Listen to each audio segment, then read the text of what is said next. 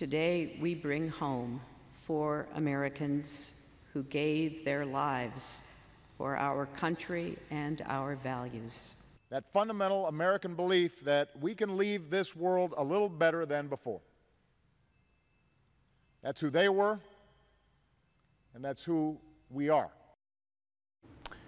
The 4 victims of the U.S. consulate attack in Libya, including U.S. Ambassador Chris Stevens, they will return to Joint Base Andrews today in Maryland. The President and the Secretary of State visited with their families to pay tribute. Now, we rightfully notice and pay tribute to armed service members overseas when they come back here. But an overlooked contingent, there are diplomats who go overseas trying to bring peace, try to bolster U.S. interests abroad, and they're only armed with a handshake. Now, to tell us about the challenges of that life, I want to bring back our guest, Richard Olver. And Richard, to give a frame of reference, a lot of your life has been in public service, and you have been in hot spots around the world here. To you, these aren't just places on a map. They've been outposts you've been at, and these people you've called friends. Since 1990, I think you were telling us before, at least a dozen of your colleagues have lost their lives in the service of America. That's right. Unfortunately, there are those who are dedicated to destroying the values that we represent as the United States. Democracy, individual liberty, freedom of conscience, the free market. And Al-Qaida has targeted UN officials as well as Americans around the world.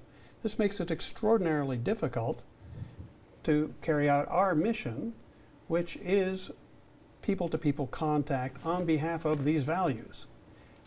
Increasingly, security has become an overriding concern.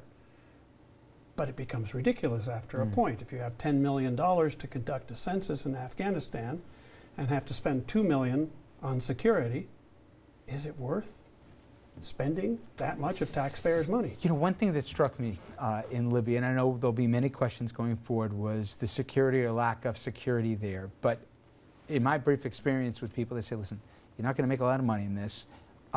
The perception here that there is, armed security from end to end is just that. It's a myth. We are in harm's way, but we do it because we get a connection to the country we're in. We believe in the people, we believe in the promise, we believe that there is a potential here, not just to advance American interests, but to make the country a better place. People really believe that. It's not just lip service or to build a resume, right? That's true. People don't want to be Americans necessarily, but they want to have the freedoms that we have, especially the opportunities. The opportunity for a decent life for themselves and their children. And we have been working, America, our allies, and the United Nations, for 60 years to help accomplish that, and have made a lot of progress, but are getting a lot of blowback now. Richard, thank you very much. We'll be right back, everyone. Stay with us.